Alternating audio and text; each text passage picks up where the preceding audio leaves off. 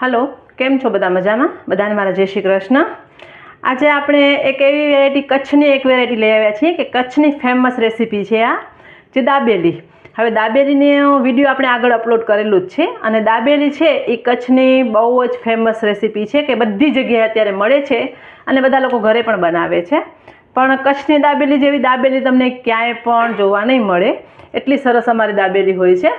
તો આજે આપણે એ દાબેલીને એક નવું વેરિએશન આપીએ તો આપણે દાબેલી ટાકોઝ બનાવીએ. હવે ટાકોઝ એટલે તમને ખ્યાલ હશે કે વિદેશની કે બહારની, કે તમે એમ સમજતા હશો કે એવી રેસીપી છે કે ટાકોઝ છે એ મકાઈના લોટની રોટલી હોય છે, એનામાં ફિલિંગ ભરી અને એને શેકીને કે ડીપ ફ્રાય કરીને કે એવી રીતે સર્વ કરતા હોય છે.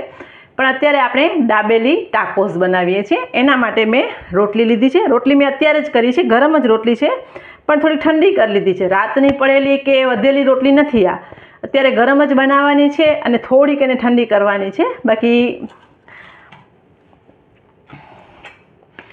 અને દાબેલી છે તો બટાકા તો હોય જ, સાથે સાથે આપણે બાફેલા બટાકા લીધા છે. અને દાબેલીની રેસીપી મેં આગળ અપલોડ કરેલી છે, મસાલા ટોસ્ટની રેસીપી અપલોડ કરેલી છે, તો એ રેસીપી તમે જોઈ શકો છો. અને દાબેલી મસાલો કેમ બનાવવો એ પણ રેસીપી આપણે આગળ અપલોડ કરેલી છે.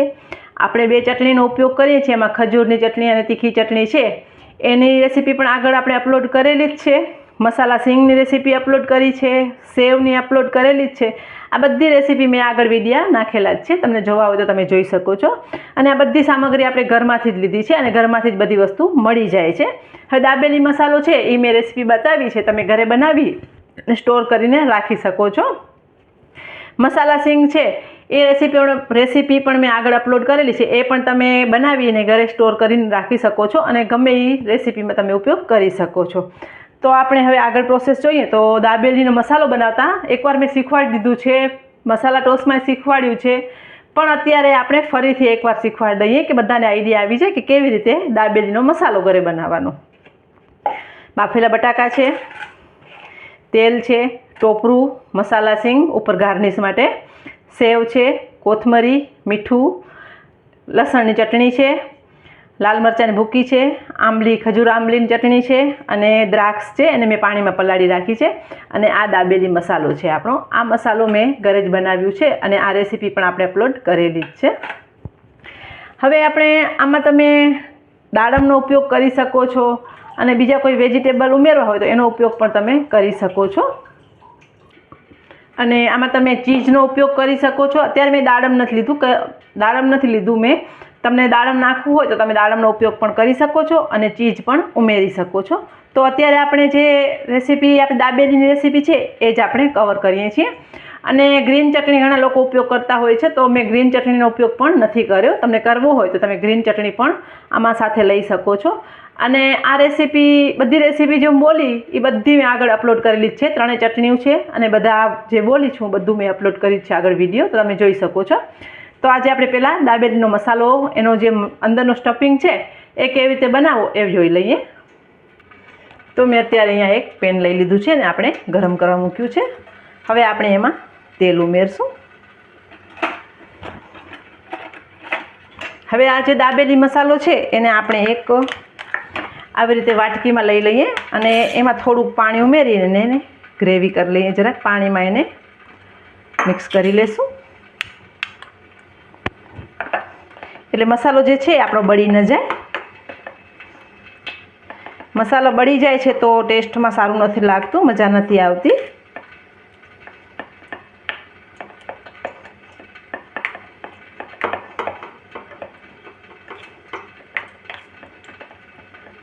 ટાકોઝ એક ફેમસ રેસીપી છે. ટાકોઝ ઘણા લોકો બનાવતા પણ હશે. મેક્સિકન ટાકોઝ આવે છે કે મેક્સિકનની રેસીપી છે, પણ આપણે એને ગુજરાતી વર્ઝન, કચ્છી વર્ઝન આપ્યું છે એને, કચ્છી દાબેલી ટાકોઝ. તો મેં મસાલાને પાણી નાખીને આવી રીતે ગ્રેવી કરી લીધી છે. હવે આપણે જે આંબલીનો પલ્પ લીધું છે, ખજૂર આંબલીની ચટણી, એ પહેલાં આપણે તેલમાં ઉમેરી દઈશું. સાથે સાથે આપણે આ દાબેલી મસાલો છે એ ઉમેરી દઈએ.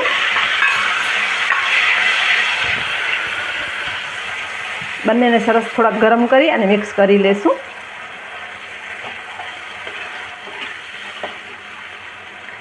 રેસીપી પહેલાં પણ આગળ મેં બતાવી જ છે કેવી રીતે આપણે દાબેલીનો મસાલો બનાવવાનો છે, અંદરનું સ્ટફિંગ બનાવવાનું છે. સરસ મિક્સ થઈ ગયું છે. તો આપણે એમાં બાફેલા બટાકાને મેં થોડાક મેશ કરી લીધા છે. ગેસને આપણે ધીમું કરી નાખશું થોડુંક. હવે દાબેલી મસાલો જે ઉમેર્યો છે એમાં નમક તો છે જ, પણ છતાંય આપણે થોડુંક એમાં મીઠું ઉમેરી દઈએ. થોડુંક મરચાંની ભૂકી તીખાસ પ્રમાણે અને થોડુંક મીઠું ઉમેરી દીધા છે. આને એકદમ સરસ આપણે મિક્સ કરી લેવાનું છે. એકદમ ઇઝી રેસીપી છે અને આ રેસીપી એવી છે કે તમે બનાવીને સ્ટફિંગ રાખી શકો છો અને તમારા ઘરે કોઈ ગેસ્ટ આવે તો તરત તમે ગરમા ગરમ સર્વ કરી શકો છો. પહેલાં તમે આ સ્ટફિંગ બનાવી લેવાનું છે અને રોટલી આપણે ગરમ જ બનાવવાની છે. ઠંડી કે આગલા દિવસની પડેલી રોટલી નથી આપણે. થોડુંક અત્યારે આપણે એમાં ટોપરું નાખી દઈએ. થોડીક આપણે સીંગ નાખી દઈશું.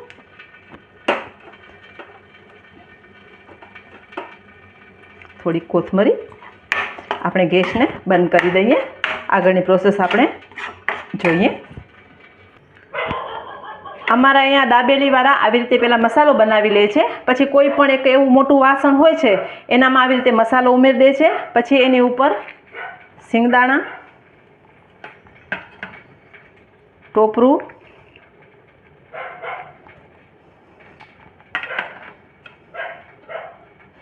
દાડમ હોય તો દાડમ અથવા દ્રાક્ષ, ગ્રીન દ્રાક્ષ આવતી હોય જે ફ્રેશ એ પણ તમે લઈ શકો છો અને કાળી દ્રાક્ષ પણ તમે લઈ શકો છો. અને કોથમરી ઉમેરી ને આવી રીતે કરીને રાખતા હોય છે કે કોઈ પણ જ્યારે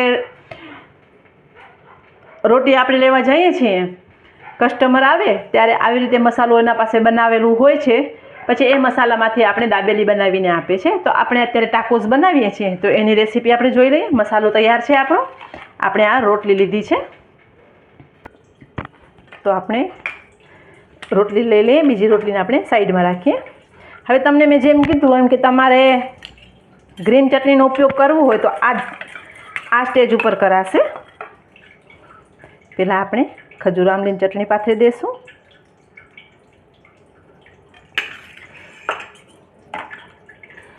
લસણ ચટણી છે. તીખું તમારા ટેસ્ટ પ્રમાણે તમે કરી શકો છો, પણ અમારે કચ્છની દાબેલી હોય તો લસણ ચટણીથી ભરપૂર તીખી તમતમતી હોય છે તો બહુ સરસ લાગે છે.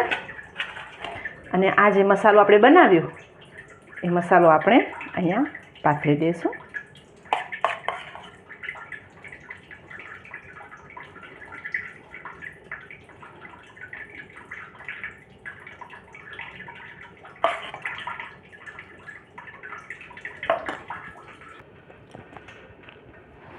હવે ફરીથી એની ઉપર થોડાક સિંગદાણા, ચીઝ ઉમેરવું હોય તો તમે અત્યારે ચીઝ ઉમેરી શકો છો. થોડુંક ટોપરું, થોડીક કોથમરી અને આપણે આ ઝીણી સેવ લીધી છે.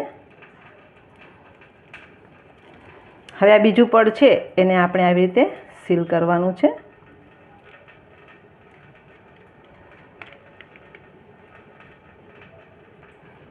આપણે આવી રીતે એને પેક કરી લઈશું.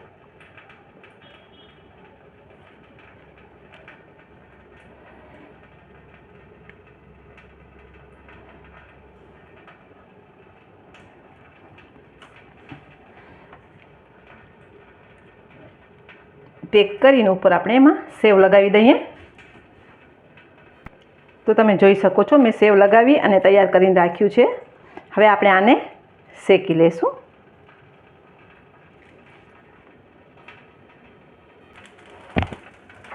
તો આપણે એને અત્યારે બટરમાં શેકી લઈએ છીએ. તમને જેવી રીતે શેકવું હોય એવી રીતે તમે શેકી શકો છો.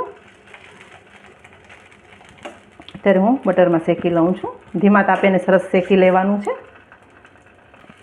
તો તમે જોઈ શકો છો સરસ આપણું શેકાઈ ગયું છે. અને આવી રીતે શેકવાનું છે ધીમા તાપે.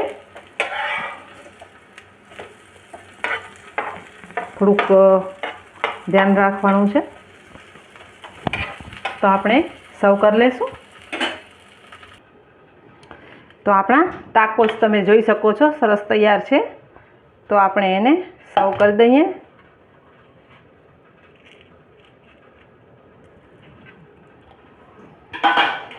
ઉપર થોડુંક આપણે ટોપરું,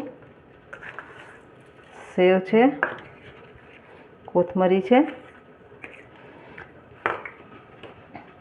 અને થોડીક તમને ગમતી હોય તો તમે 2-3 ડ્રોપ્સ ચટણીના નાખી શકો છો.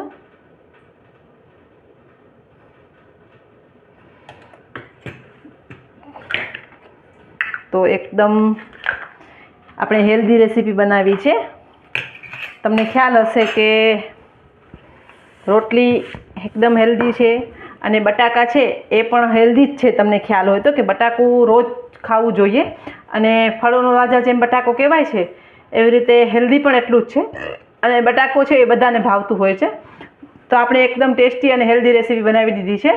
આ રેસીપી તમે છોકરાઓને ટિફિન બોક્સમાં આપી શકો છો અને ક્યારે પણ ભૂખ લાગી હોય ને કાંઈ ડિમાન્ડ કરે તો તમે તરત બનાવીને આપી શકો છો અને આ કાંઈ નુકસાન પણ નહીં કરે, કારણ કે આપણે આમાં બ્રેડનો ઉપયોગ નથી કર્યું, આપણે આમાં રોટલીનો ઉપયોગ કર્યો છે. તો એકદમ ટેસ્ટી અને ટેમ્પિંગ બહુ સરસ રેસીપી છે. તમે તમારા ઘરે ચોક્કસ ટ્રાય કરજો. બધાને મારા જય માતાજી.